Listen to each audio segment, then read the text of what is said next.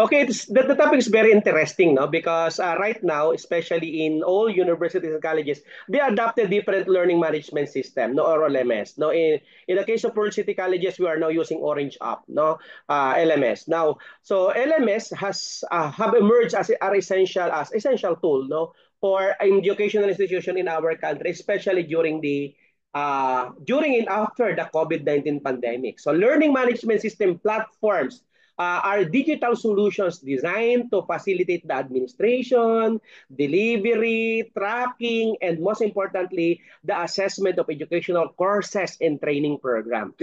With the shift, no, of to online and blended learning, learning management system has played a critical role in ensuring that continuity of education across the country. So the implementation of LMS has also paved the way for more flexible and accessible learning, addressing the diverse needs of students in various parts of the Philippines, as what happen right now in our situation. No, one of the most widely used LMS platforms in the Philippines is Moodle, no, an open source system that provides educators with customizable course content and tools to manage learning activities. Universities and colleges have also adopted proprietary platforms such as Canvas, Blackboard, Orange App, and Google Classroom. The Department of Education and Commission on Higher Education have supported the integration of LMS in public and private schools to enhance the quality of instruction and provide a unified platform for students and teachers. So, the use of LMS aligns with the government push toward digital transformation in education. And to give us more details about the topic, let us all welcome our presenter. Go ahead, sir. Good evening, Doc. Good evening, classmates. Nasrita lang Hatiburong po. Ako po yung magre-report ng Introduction to Learning Management System. What is Learning Management System? What is Learning Management System? Ano nga bang tinatawag na Learning Management System?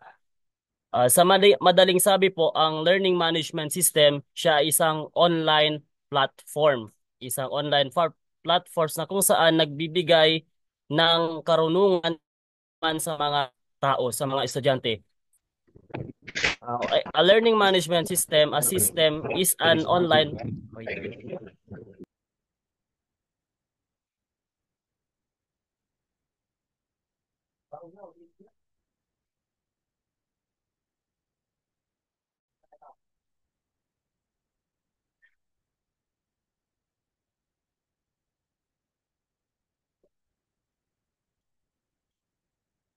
What is a learning management system? A learning management system is an online platform that enables the delivery of material resources, tools, and activities to students both in out of the classroom environment. It allows teachers to offer tailored instruction that can be accessed by teachers anytime, anywhere without geographic constraints. Sa madaling sabi, classmates, ang learning management system ay isang online platform na kung saan siya ay nakakatulong na ma-deliver ang knowledge through online. Yung mga material, resources, tools, and activities sa mga students.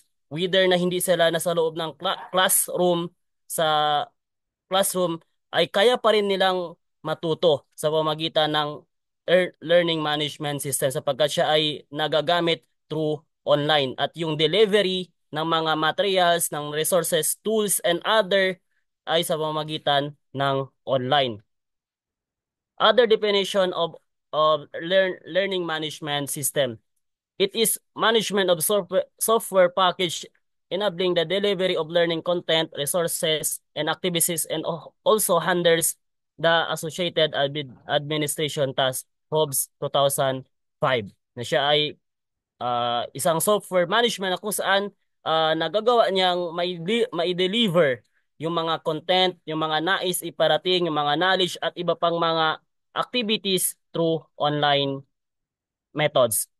Learning management system is a web-based software used to facilitate delivery of online, face-to-face, and blended resources whether in an academic setting or in the world of business. Ang learning management system po ay hindi lamang siya nagagamit para sa pag-aaral. Bagkus ito ay nagagamit din sa mga taong nasa business sector. Nagagamit ang learning management system hindi lamang sa education, maging sa larangan ng business ito ay nagagamit. Methods of delivery of learning management system. Yung mga paraan ng pag-deliver, kung paano na ipaparating ang learning management system. Yung first, yung una, learning, online learning, a form of learning that occurs via internet often through a web-based platform. Yung una po sa kung paano natin mai-deliver yung learning management system, ang una ay ang true online learning. Yung ikalawa, secondly, face-to-face, a form of learning that happens in a person between teacher, student, and a student to student. Yung face-to-face, yung face-to-face method ay nagagamit din yung learning management system. Isa ring delivery of learning management system. Third, blended learning, a form of learning that happens partially face-to-face and partially online. Ito ay pinagsamang online at yung face-to-face method ng delivery of message of knowledge. How was the learning management system or paano nga ba nagsimula ang learning management system? Learning management system has redefined the way instruction is delivered. The first step towards learning management system began in 1924. Nagsimula po ang learning management system sa year 1924 with something referred to the teaching machine. Sidney Price invented the teaching machine which replicated the typewriter with the ability to facilitate a multiple choice assessment. Yun na nga po ang learning management system. Siya ay nagsimula noong 1924 in the form of po ng typewriter. The teaching machine created a boom and inventions of furthering what we know today as learning management system. Ngunit dahil sa pag-evolve po ng panahon, nabuo ang mas high-tech, mas advanced na platforms at yun ang tinatawag na upgraded learning management system. It was not until the inventions of the HP computer that learning management system inventions skyrocket. At noong na-invent na po, natuklasan ng mga scientifico ang HP computer, doon din nagsimula ang mas advanced na learning management system, yung online delivery of knowledge. Who uses learning management system? Today, learning management system become essential for various educational and training setting. Yung, sa ating kapanahunan po, yung learning management system ay hindi lamang nagagamit sa education but for the training setting. Educational institution, public and private are also using not only create learner-centered instruction but foster global inclusion and increase revenue. Yes, yung learning management system po ay hindi lamang ginagamit ng public, bagkus maging ang mga private sector, yung mga private companies, private institution ay gumagamit din po sila ng learning management system sapagkat ito po ay globally na ginagamit at nakikita nila na through using of learning management system, nag-increase po yung revenue, yung kita ng bawat institution, ng bawat organization at iba pa.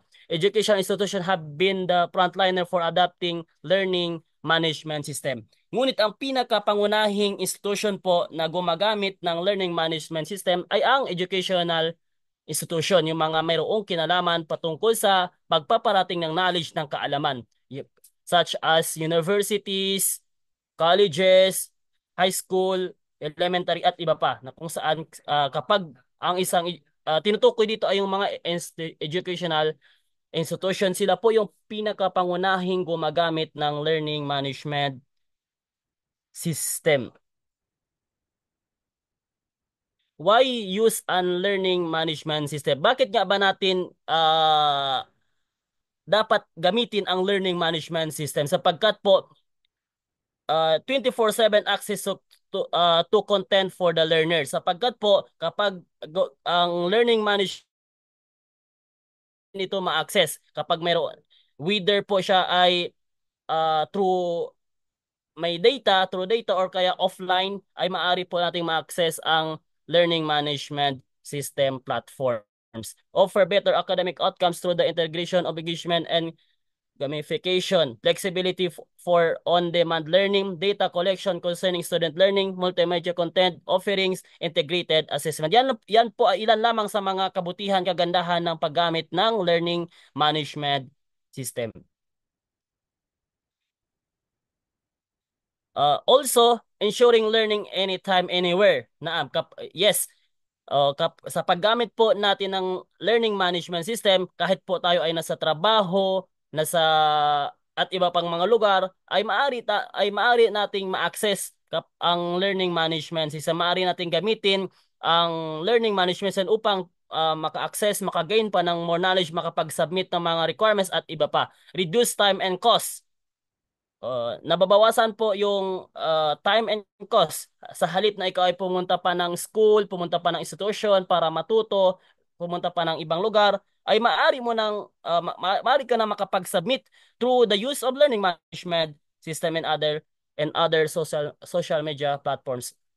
Engaging multimedia lectures, streamline training processes, make learning sessions simplified and engaging. Gayon din po, through the use of learning management system, nagiging simplified po nagiging madali yung pag-gain, pag-attain ng knowledge, pag-deliver ng knowledge at iba pa. Isa rin po sa mga kabutihan, kagandahan ng paggamit ng learning management system, tracking student progress through the educational activities. Madali nating matrace yung progress ng isang student through the use of this method, yung through the use of learning management system. Management of course or subjects, nagiging madali po yung kung paano natin yung mga subjects na ino-offer ay sinasubmit, nilalagay sa isang programs ay mas maayos. Engage of information with the students. Yung information ay mas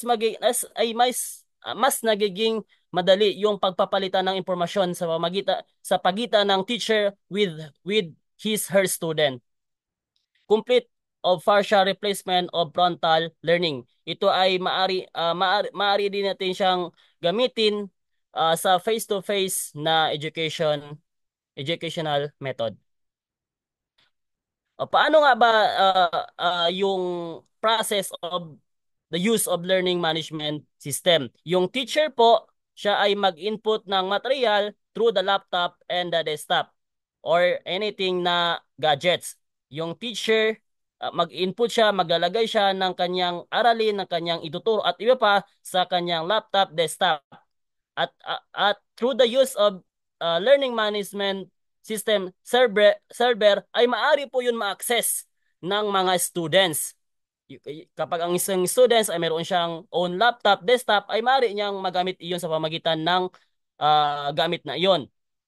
Kapag naman siya ay mayroong own mobile phone, gayon din naman, maaari niya itong gamitin. At any gadgets ay maaari niyang ma-access ang materials na inilagay ng kanyang teacher. Ganun lang po kadali yung kasimple yung paggamit ng learning management system. Si teacher, maglalagay siya ng materials niya through his laptop, her laptop, at pagkatapos yung learning management server naman po ay maaring i-access ng isang students through the use of laptop, desktop, mobile phone, and tablet. Elements of learning management system. There are two main elements of learning management system. Yung first po, yung server, at yung ikalawa, yung interface. Yung server po, doon po natin inilalagay yung mga materials, yung mga knowledge na nais, activities, at iba pa. At yung interface po naman, yung mga icons na maaari nating makita, yun ang tinatawag na interface. A user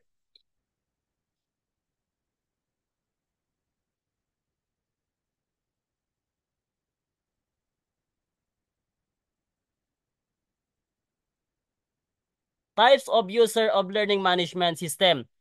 The first one is admin, second one Secondly, teacher, student, parent. Yung admin, system, accessibility, and monitoring. Account registration, technical support, reports, and learning performance. Yun po yung ginagawa ng admin. Yung teacher facilitates learning through outreach, rich media resources, engage students for collaborative learning. Student high engagement and discovery learning develops critical and analytical thinking, shows self-confidence. Parent monitor students performance, support learning at home, view student reports. General use of learning management system. First one, instruction, security, registration, delivery, interaction, assessment, tracking, reporting, stored records, usable integration, and administration. Yan po ay ilan lamang sa mga general functions ng learning management system. Yung traditional method versus learning management system. Yung traditional classroom naman po, yung mayroong desk, table, books, attendance, register. Kapag through the use of the learning management system, desktop, PC, tablet, phone, e-books, PPTs, videos, yung books po ay hindi na natin kailangan pa magdala ng napakaraming books sa school. Gayon din po sa pagpapa-register ng ating mga students. Magla-login na lamang po siya ay nakapag-register na po yung student. Yung sa books naman po ay napakarami na. Ay maaari na po nating i-access yung mga books na nakalagay sa server na inilagay ng teacher. Hindi na kailangan ng students na magdala pa ng books para gamitin. Ay maaari niya itong i-download through sa kanyang phone, laptop at iba pa. Desktop, PC at tablet phone. Question answer, report card. Uh, uh, through the use of learning management system, right, yung mas nagiging madali po yung pagsasubmit, yung pag-enter ng mga reports through the use of learning management system.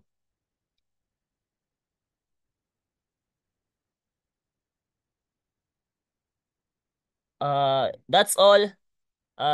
Maraming salamat po sa pakikinig. Yun naman po ang aking report.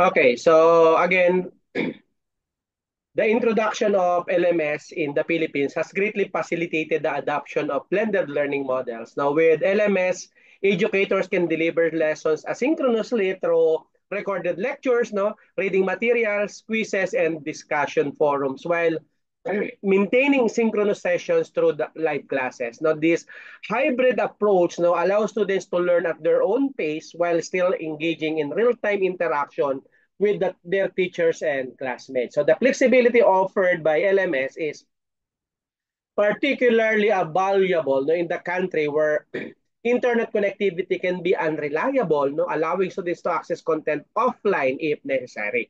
LMS also provides a robust set of tools for monitoring student progress and performance, as our presenter discussed earlier. No, teachers can track student activities. No, you can analyze participation and provide timely feedback through the platform. So automated assessment tools such as quizzes, surveys, and assignment submission features streamline, no, grading and ensure fair and objective evaluation. So by giving educators insights into student performance, no, learning management system platforms help identify learning gaps, no, and provide targeted intervention.